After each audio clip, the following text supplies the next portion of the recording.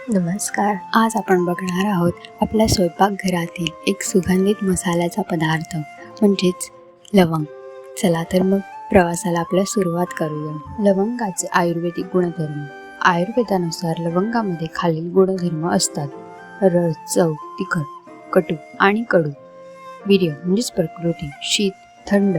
अनेकांना असे वाटते की लवंग गरम आहे, पण आयुर्वेदानुसार लवंग पचनानंतर शरीराला थंडावा देते आणि पित्त वाढवत नाही. दोष वरील परिणाम. ही प्रामुख्याने कफ आणि पित्त दोष शांत करते. लवंगाचे प्रमुख औषधी व आरोग्याचे फायदे.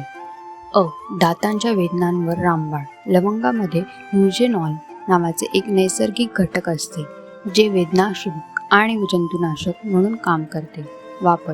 दात दुखत असल्यास किंवा किडला असल्यास तिथे एक लवंग धरल्यास किंवा लवंगाच्या तेलाचा कापसाचा बुवा ठेवल्यास वेदना लगेच थांबतात. यामुळे तोंडाची दुर्गंधीही दूर होते. खोकला आणि सर्दीवर उपयुक्त. लवंग कफ विरघळण्यास मदत करते. वापर. घसा खोखवत असल्यास किंवा सुका खोकला येत असल्यास मुखात एक लवंग धरून तिचा रस चोखल्यास घशाला आराम मिळतो. लवंगाचा चहा किंवा काढा पिल्याने सर्दी खोकला लवकर बरा होतो. पचनशक्ती सुधारते. लवंग पोटातील पाचक रसाचे प्रमाण वाढवते. वापर. गॅस, अपचन, पोट फुगणे किंवा उलट्या होणे यासारख्या समस्यांवर लवंग गुणकारी आहे. प्रवासात मळमळ वाटल्यास तोंडात लवंग ठेवल्याने आराम पडतो. रोग प्रतिकार शक्ती वाढवते. लवंगामध्ये अँटीऑक्सिडंट्स भरपूर प्रमाणात असतात. हे शरीरातील पांढऱ्या रक्तपेशी वाढवण्यास मदत करतात, ज्यामुळे शरीराची आजाराशी लढण्याची ताकद वाढते. रक्तातील साखर नियंत्रित ठेवते. काही संशोधनानुसार लवंग शरीरातील इन्सुलिनची कार्यक्षमता वाढवते, ज्यामुळे रक्तातील साखरेची पातळी नियंत्रित राहण्यास मदत होते. लवंगाचे इतर व्यावहारिक उपयोग. स्वयंपाकात लवंग गरम मसाल्याचा एक मुख्य भाग आहे.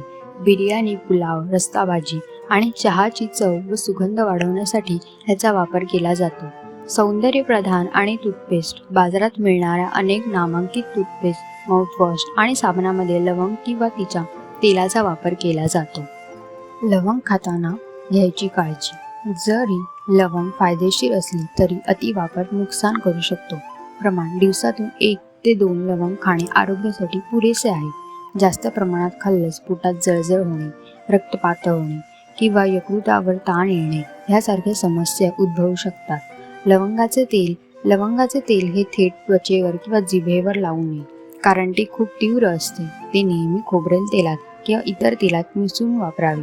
आजच आपल्या यूट्यूब चॅनलला भेट देऊन सबस्क्राईब करून शेअर करायला विसरू नका, तरच तुमच्यापर्यंत मजेशीर आरोग्यविषयक आयुर्वेदिक माहिती पोहोचवू शकेल. तर मग निसर्गाच्या सोबतीने निरोगी आयुष्य जगण्यासाठी आजच आपल्या चॅनलला सबस्क्राईब करा आणि शेजारील बेल आयकॉन नक्की दाबा. चला तर मग भेटूया पुढच्या भागात एका अत्यंत महत्त्वाच्या आयुर्वेदिक वनस्पतीची माहिती घेऊन. धन्यवाद.